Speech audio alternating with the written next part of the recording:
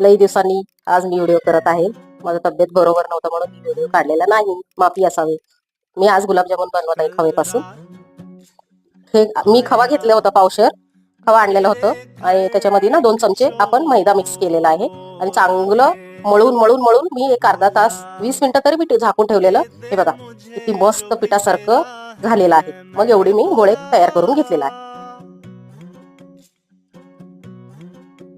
मेरा नाम भी ले जा मेरा काम भी ले जा मेरा राम भी ले जा मेरा. मीडियम गॅस करायचा, फुल ठेवायचा नाही, मग वरचं करपून जातं, आतमध्ये कच्चे पण राहू शकतात, तेल पितात.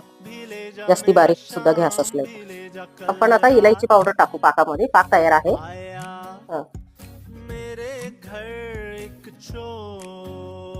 गुलाबजामुन तयार रेडी झालेलं आहे आपलं. नक्की ट्राय करून बघा. व्हिडिओ आवडला तर लाईक करा, शेअर करा, सबस्क्राईब करा.